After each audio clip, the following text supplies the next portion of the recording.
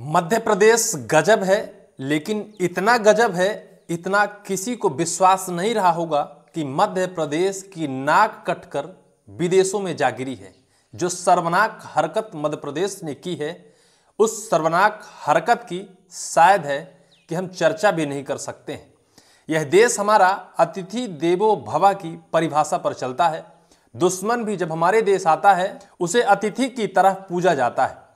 लेकिन जो अब मध्य प्रदेश किया है, उसने यह बता दिया है कि शायद अब पश्चिमी देश की जो कल्चर है, वो धीरे धीरे मध्य प्रदेश और हमारे देश को अपने आगोश में लेती जा रही है।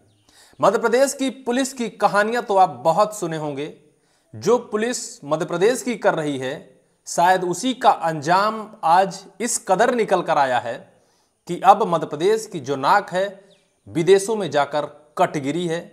मध्य प्रदेश के मुख्यमंत्री मोहन यादव मध्य प्रदेश को छोड़कर बिहार के चुनाव को साधने में लगे हैं। बिहार में जंगल राज को खत्म करना चाहते हैं। लेकिन अभी वर्तमान में जो मीडिया की सुर्खियां बनी हैं कि मध्य प्रदेश का जंगल राज तो वो खत्म नहीं कर पाए, बिहार का जंगल राज खत्म करने निकले हैं। कहा यह भी जा रहा था कि जब उनको मध्य प्रदेश का सीएम बनाया गया, सिर्फ इसी उद्देश्य से बनाया गया कि यादव समुदाय के वोटरों को साधने के लिए उनको सीएम बनाया गया। लेकिन क्या कभी ऐसे सीएम को मध्य प्रदेश की कमान सौंपी जाती है कि वो मध्य प्रदेश के जंगल राज को खत्म करने के लिए मध्य प्रदेश का सीएम बना हो?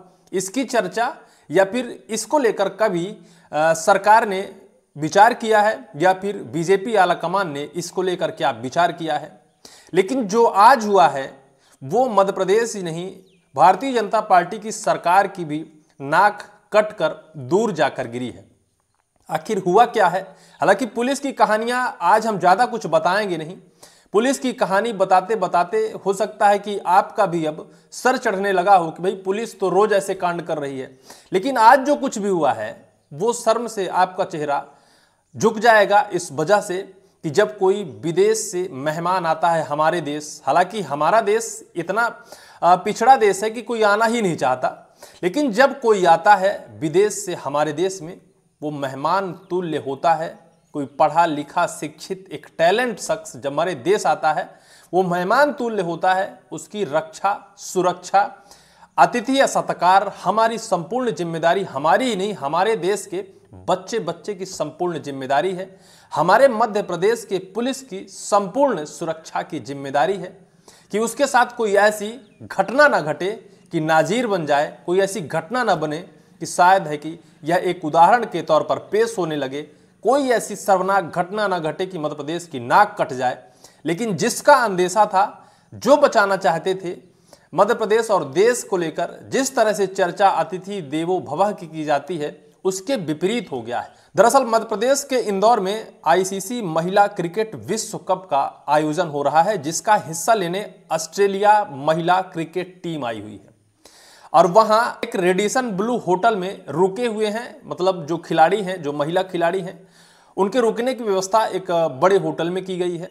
वहां से होटल से और कैफे तक जाने के लिए सभी रास्ते हैं, पैदल भी है। जो गाड़ी से जाना चाहता है गाड़ी से भी जा सकता है, लेकिन जो खिलाड़ी होता है अक्सर उसकी दिनचर्या होती है कि वो पैदल ही जाया करता है, क्योंकि उन्हें खेलना है। किसी शोरूम में जाके बैठना नहीं है, या फिर कोई व्यापारी नहीं है, या फिर ऐसा कुछ उनके अंदर नहीं है कि उनके शरीर को रेस्ट चाहिए। वो लोग अपने शरीर को फुर्तीला बनाने के लिए चलते ही हैं। शायद है कि उनके पास गाड़ियां भी होती हैं, लेकिन वो लोग इस्तेमाल नहीं करते। सुरक्षा के इंतजामात भी होते हैं।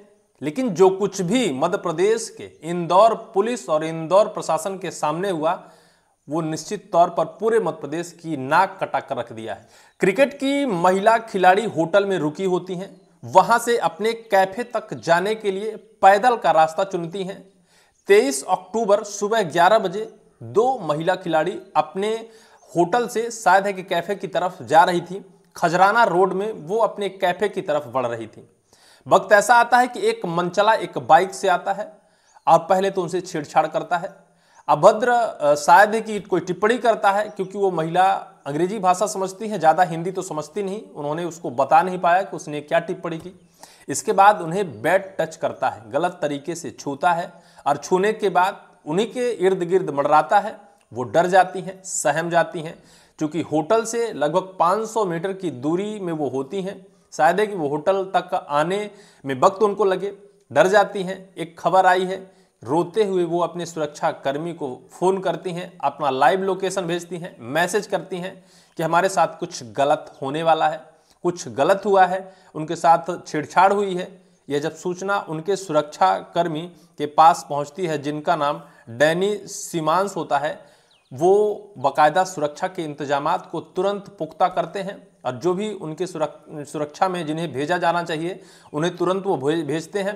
कार उनके लिए आती है और फिर सुरक्षा की व्यवस्था की जाती है, उनको सही जगह पहुंचाया जाता है। यह 23 अक्टूबर की कहानी है।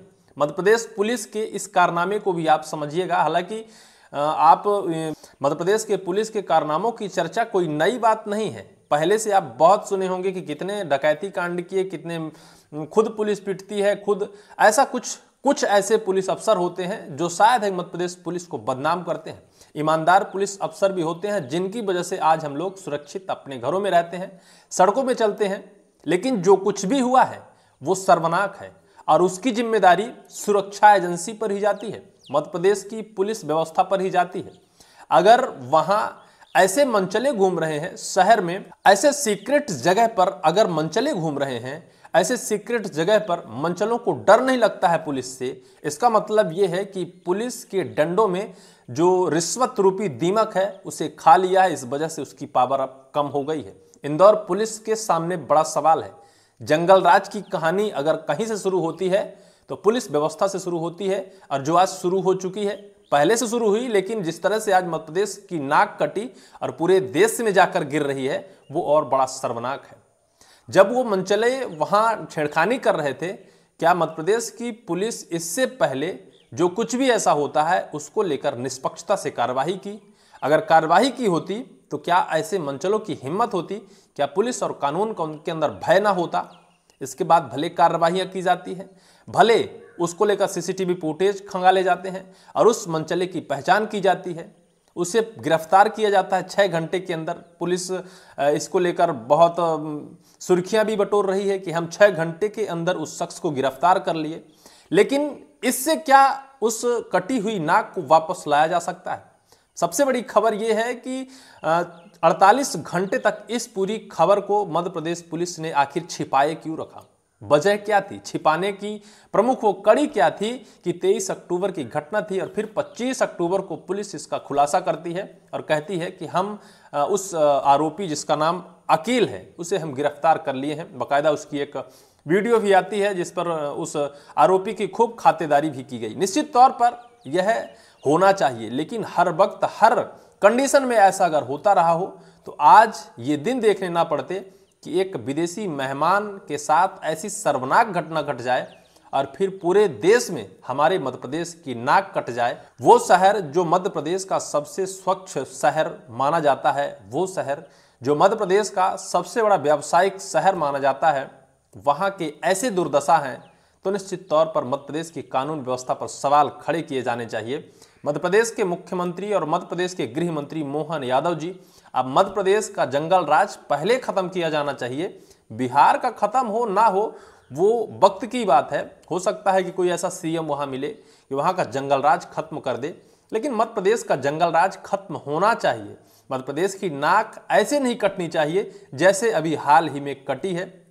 पुलिस व्यवस्था को लेकर जो सवाल खड़े होते हैं वो नहीं खड़े होने चाहिए। मध्य प्रदेश के डीजीपी कैलाश मकवाना जी से भी निवेदन है कि मध्य प्रदेश पुलिस को चुस्त और दुरुस्त किया जाना चाहिए और जो भी ऐसे कांड में संलिप्त हैं उनको हटाया जाना चाहिए, ताकि ऐसे जो कांड निकल कर आते हैं ये कांड ना हो।